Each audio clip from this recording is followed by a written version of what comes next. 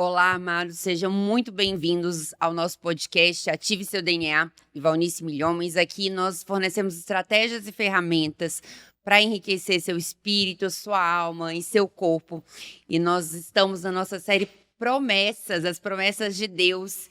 E o episódio de hoje é Como Viver as Promessas de Deus. Então, se você está querendo aí saber como viver as grandes e preciosas promessas de Deus na sua vida, ouve todo mundo falar, eu tenho uma promessa, você também tem uma promessa.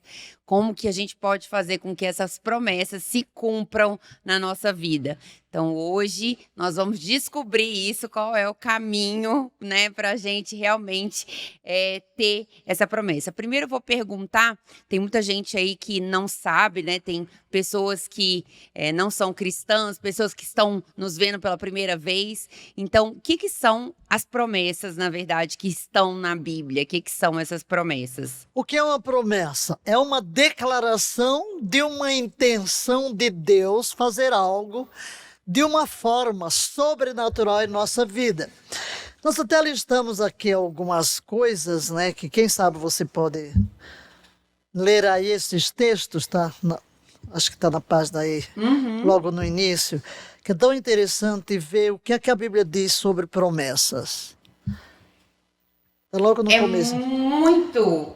Segundo de Pedro. E por causa da sua glória e excelência, ele nos deu grandes e preciosas promessas. São elas que permitem a vocês participar da natureza divina e escapar da corrupção do mundo causada pelos desejos mundanos. Segundo Pedro 1:4, na versão NVT. Você vê logo aí o que? Ele está prometendo para você grandes e preciosas promessas. E em 2 de Pedro 1:4, na TPT, o mesmo texto, é tão interessante, não? Ele coloca, como resultado disso, ele nos deu promessas magníficas, que estão além de qualquer preço, para que através do poder dessas tremendas promessas possamos experimentar a parceria com a natureza divina, pela qual escapamos dos desejos corruptos que existem no mundo. Olha aí já uma definição. Promessas magníficas que estão além de qualquer preço. Então, o que são as promessas de Deus? Paulo diz que em cada uma das promessas está o sim e o amém de Cristo. Em outras palavras, tudo que ele prometeu, ele vai cumprir. E promessa é exatamente isso, uma declaração dentro da Bíblia que Deus faz, que vai fazer na sua vida. É uma coisa graciosa, algo gracioso que Deus quer dar, parte de Deus, uma dádiva que nem sempre depende de você, embora existam promessas condicionais, mas temos muitas. A vinda de Jesus, por exemplo, é uma promessa. No outro podcast nós vimos o Espírito Santo, é uma promessa, algo que Deus diz, eu vou fazer. E em cada uma destas promessas, por que Deus faz as promessas? Porque às vezes a gente fica duvidando. Ai, será?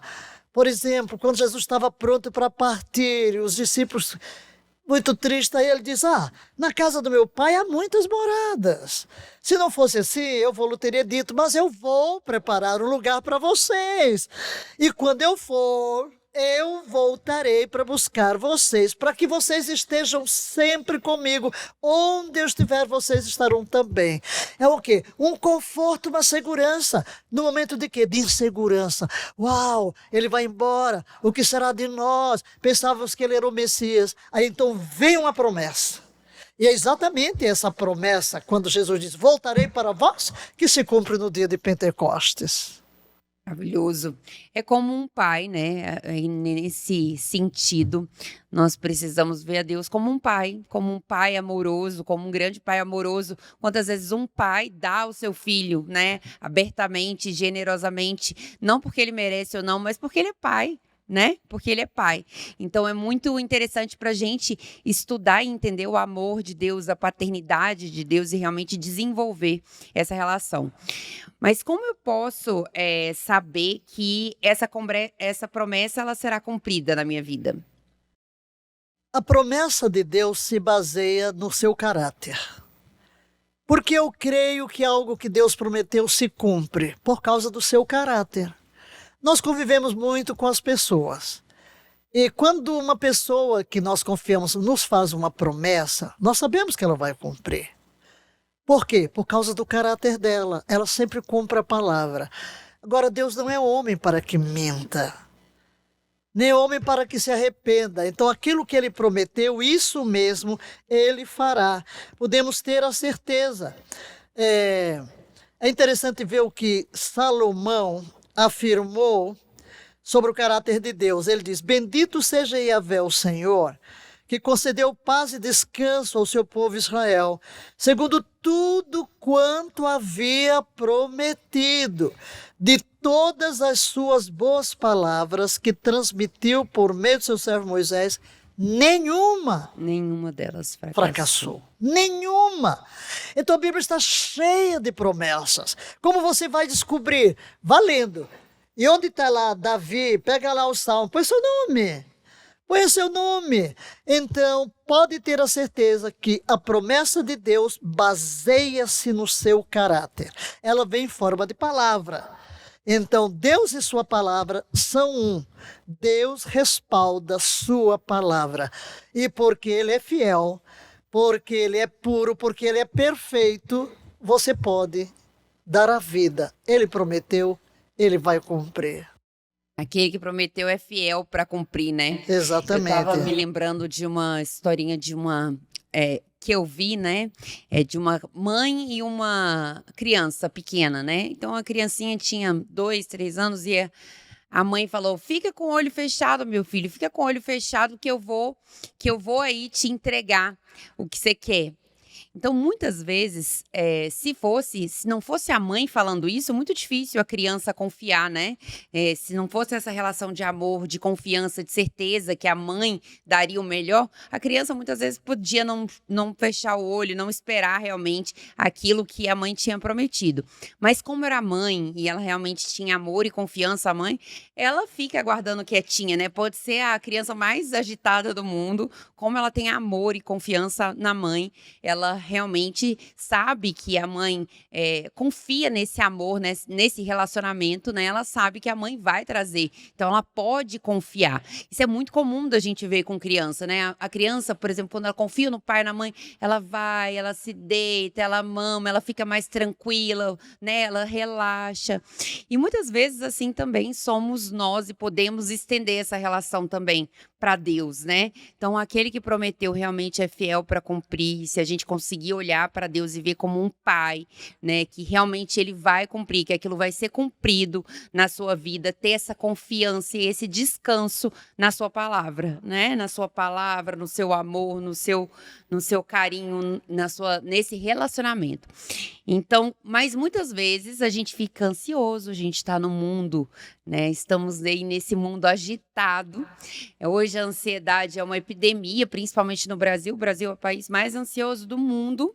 E essa epidemia, infelizmente, acomete mais mulheres, e principalmente mulheres na faixa etária do climatério, da menopausa. Então, de 35 até 55 anos, a gente não tem muita paciência de esperar as coisas, né?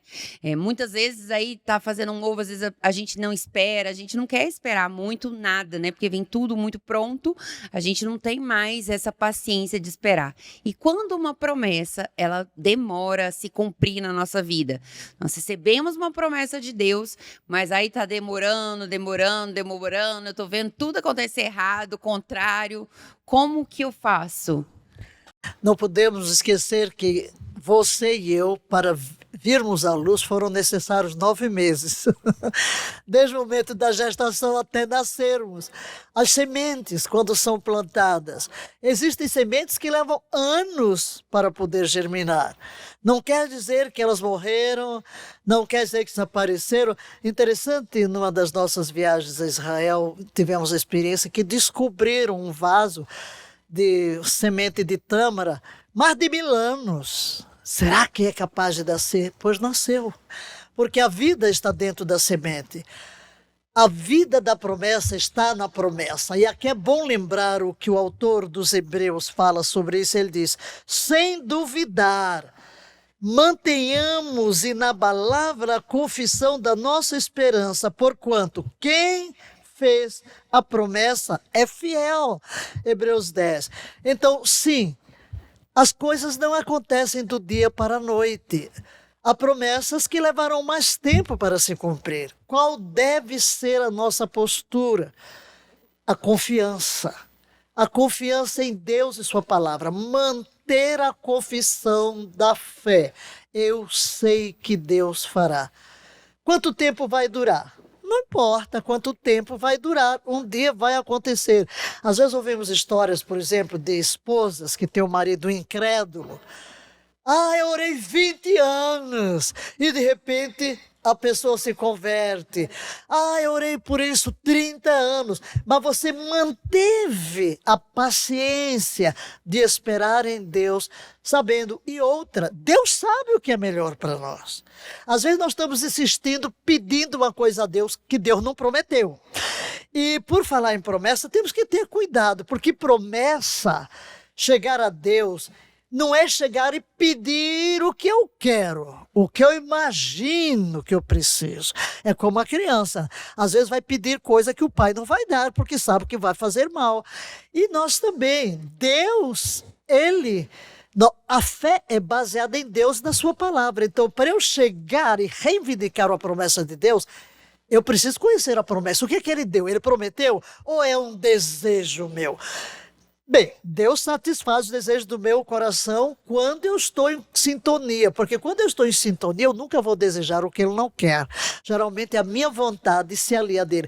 Então, meu conselho é, está esperando? Mantenha a paciência. Eu mesmo estou num período de espera, né? Mantenha a paciência. Por quê? Porque Deus é fiel, não perca a esperança.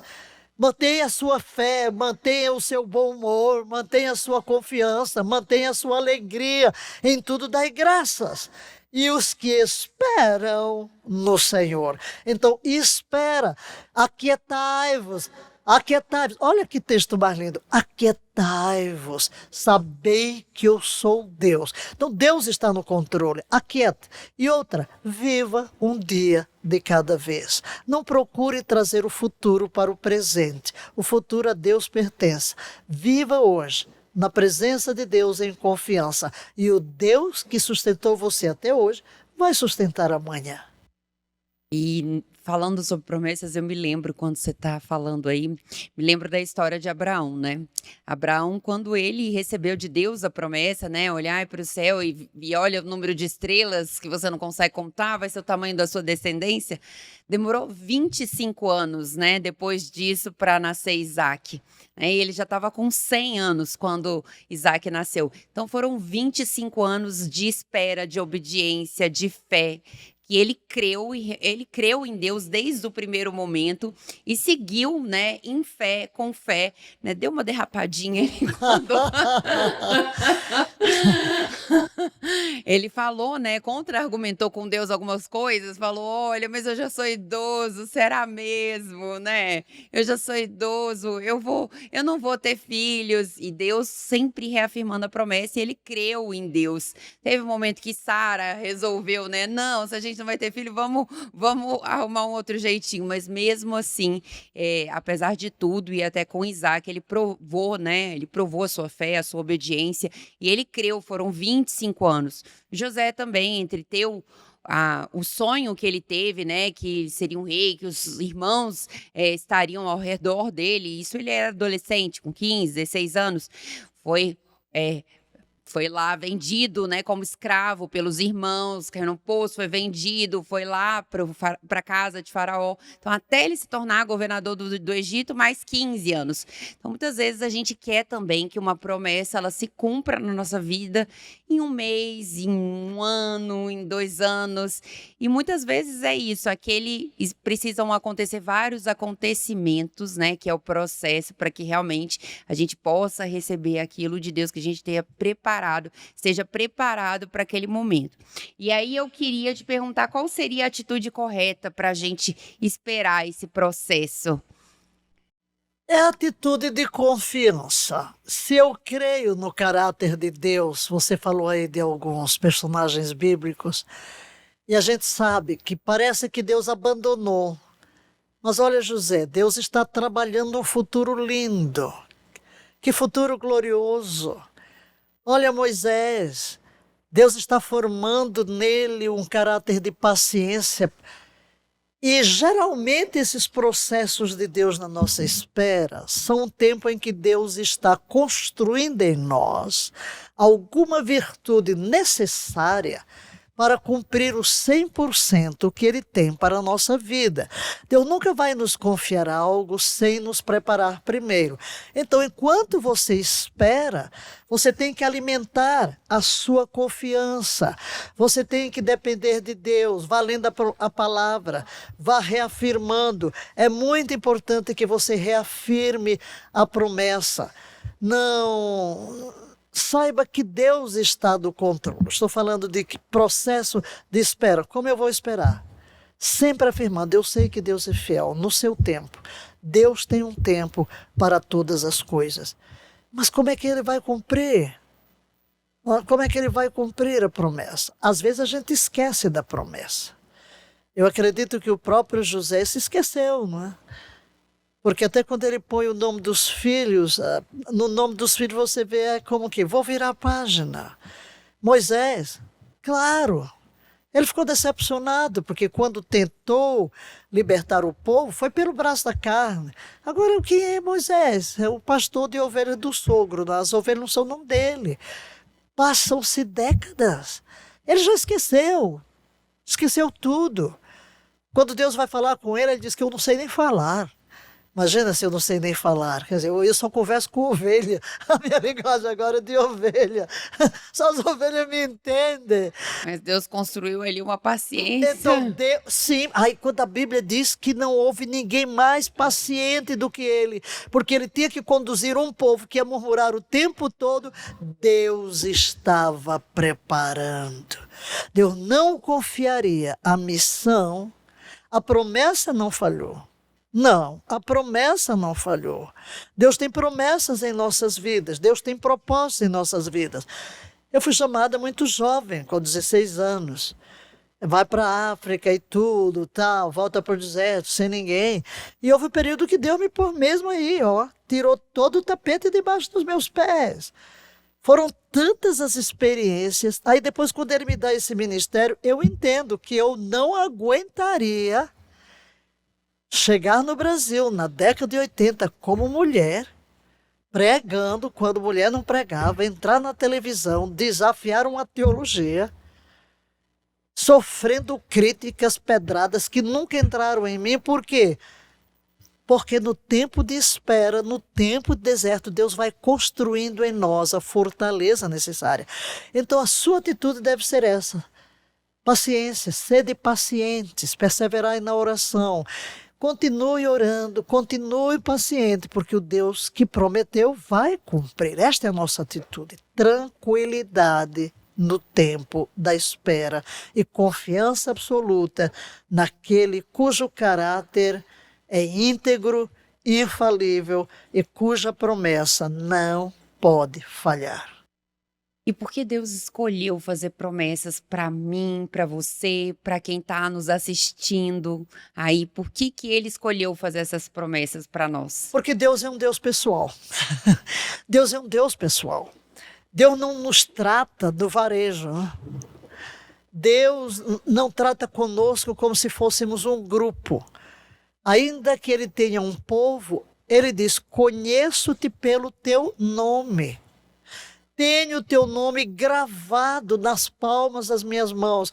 Quando Ele vem, Ele chama o nome. Moisés, Adão. Ele fala especificamente. Saulo. Ele nos trata pelo nome individual. E embora haja bilhões de criaturas, Deus conhece você e a promessa é específica para você. E aqui onde o Espírito Santo entra em cena. Por quê? Aquela promessa que parece que foi feita só para Davi, de repente o Espírito Santo mostra que não, é para você. Você pode colocar seu nome lá. Ah, aquela promessa tão linda, esse salmo que Davi orou. É para mim, sim. Deus é um Deus pessoal. Por isso, a palavra se destina a todos e Deus convenceu Israel que ele é o Deus das nações. Ele é o Deus do indivíduo. Então, Deus faz promessas pessoais para você, para mim, porque ele conhece você pelo nome. Ele disse que antes que existisse um dia seu no ventre da sua mãe, ele já tinha registrado tudo acerca da sua vida, com sua personalidade, sua identidade. Deus trabalha de uma forma pessoal. Maravilha. E a pessoa que está aí assistindo em casa e provavelmente tem alguma necessidade bem específica em algum ponto da vida dela, né? Às vezes o casamento que ela precisa de uma restauração no seu casamento, o casamento está destruído, desolado. Às vezes o lado financeiro que realmente está precisando realmente de uma provisão sobrenatural. Às vezes é o lado emocional, né? Tá muito ansiosa, deprimida, tomando medicamentos, não sabe o que fazer. Então, alguém que está aí do outro lado pode estar desesperado atrás de alguma promessa de Deus. O que essa pessoa pode fazer? Qual deve ser a atitude dessa pessoa? Como essa pessoa pode orar para que realmente ela possa alcançar a sua promessa, a promessa de Deus na vida dela? É muito simples, porque a aliança de Deus veio em forma de promessas. Hoje, mesmo que você não tenha uma Bíblia aí na sua mão, mesmo que você não tenha conhecimento de absolutamente nada, você pode entrar no Google, google.com, e põe lá, promessas para um casamento feliz. Promessas bíblicas, promessas para depressão. E você vai ter uma série de versículos. Estes são as promessas. Você seleciona aqueles que falam mais de perto ao seu coração. Estou desanimado. Versículo sobre desânimo, versículo sobre fé, versículo sobre medo, versículo sobre enfermidade. Então, estou lhe dando a receita muito simples, que mesmo que você não tenha tanto conhecimento, porque se eu disser que você vai ler a Bíblia para buscar a promessa, aí vai ser muito demorado. Mas hoje você tem esse recurso do google.com, né? Que você pode, eu mesmo uso, porque vamos ver, eu vou dar um ensino a você sobre como descansar em Deus. Eu não vou agora, eu sei muitos versículos, mas não vou lembrar de todos. E também procurar a Bíblia, nem sempre eu sei onde é que se encontra. O que é que eu pego o Google ou pega uma concordância? Mas eu já nem falo de concordância, porque se você não tiver uma concordância, eu quero falar da coisa mais simples que é acessível. Eu mesmo jogo lá. Jogo em inglês, jogo em português. Lá vem o mundo. Eu só copio. Vou lendo e vou apagando o que não quero usar. E assim, e hoje até você vê uma versão, vê outra versão, e a coisa se torna tão clara. Pegue aqueles textos para a sua situação específica e comece a confessar. Transforme aquilo na sua oração. Use, não use ele, use eu. Fala com Deus assim, eu. A promessa é para você. Você personaliza, repete essa promessa, ora esta promessa, fala com Deus sobre a promessa, medita, fica dissecando ali. Deus vai trazer ideias, Deus vai trazer pensamentos, Deus vai trazer direção. Maravilha! E se você aí não sabe, né, como orar, a gente vai te ajudar deixando um versículo para você, que é um versículo de Jeremias. E você, se não sabe como orar para realmente uma necessidade que você está passando, alguma dor, algo que você realmente precisa de uma promessa, você pode orar: Senhor, mostra-me na tua palavra uma promessa a qual eu possa me apegar. Neste momento difícil, não há um momento em que Deus se recuse a responder às orações do seu povo, né? Ele diz na palavra, né? Clama a mim e eu responderei. É muito bonito isso, né? Bata, né? E a porta será aberta. Tem várias promessas sobre isso, mas você precisa falar. Você precisa ser específico.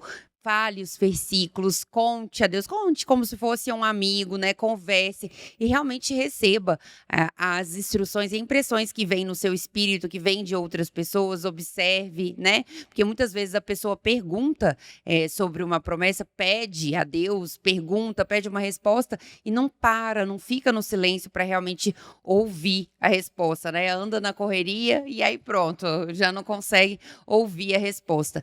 Então, quando a pessoa vai orar, o que ela precisa fazer depois? Ela precisa agradecer. Que as nossas súplicas sejam conhecidas diante de Deus com ações de graça. Nada fortalece mais a nossa fé do que a gratidão. Agradecer a Deus.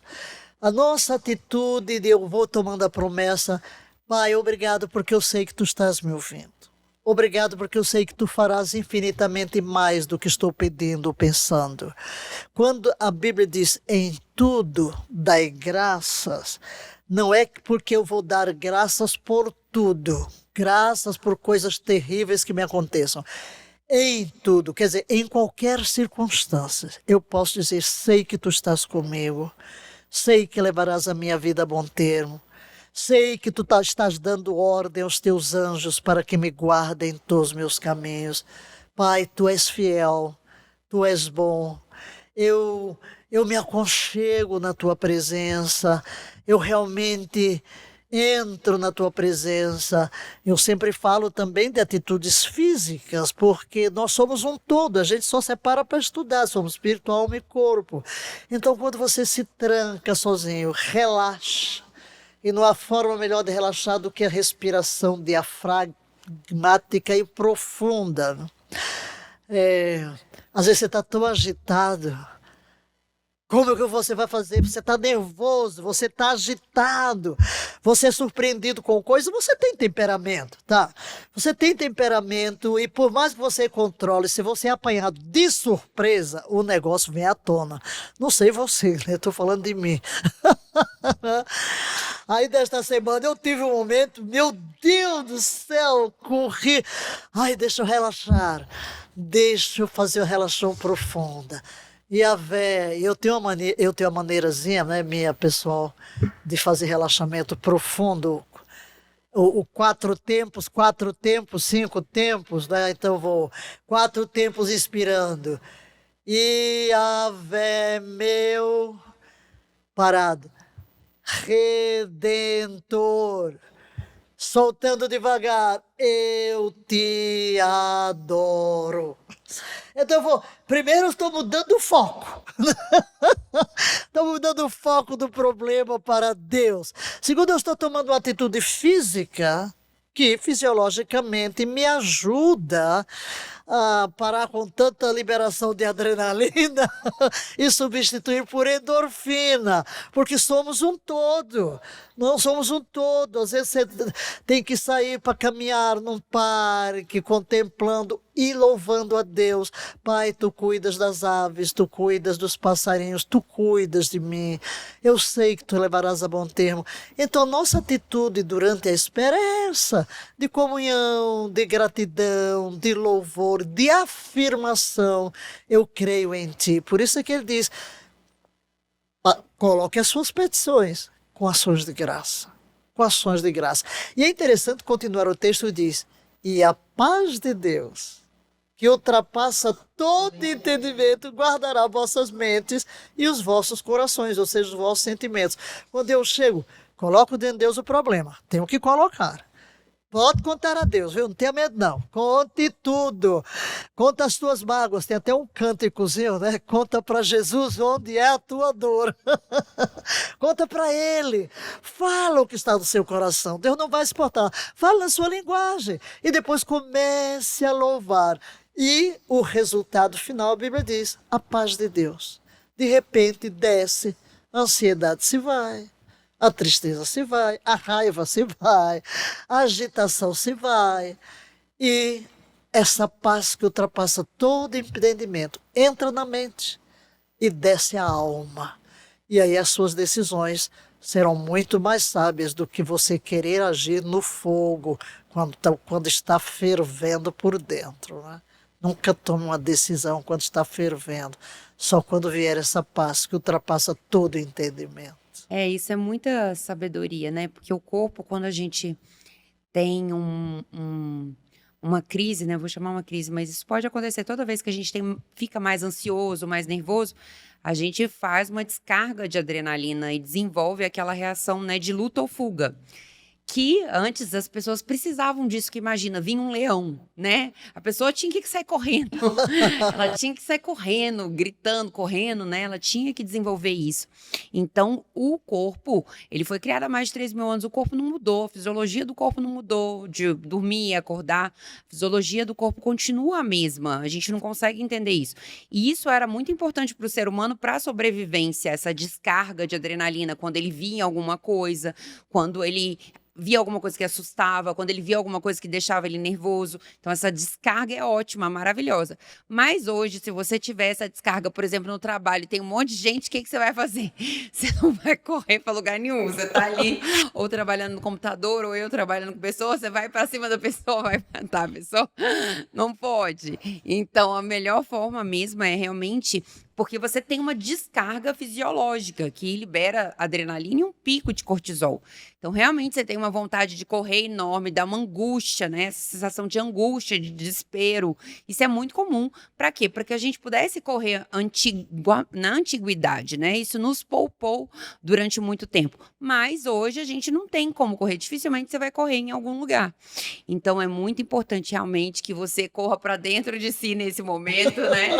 Se tranque, corra para dentro de si, se tranque, não tome decisões nesses momentos de fúria, de elevação assim do humor. Realmente faça uma respiração, porque você fazendo essa respiração profunda, você vai conseguir oxigenar bem, né, o seu corpo todo, e o seu corpo precisa, né, a sua célula precisa de oxigênio, e realmente você tirando o foco do problema e falando, meditando na palavra de Deus, orando, você tira o seu foca nas promessas de Deus, isso vai realmente te acalmando, trazendo paz, sabedoria.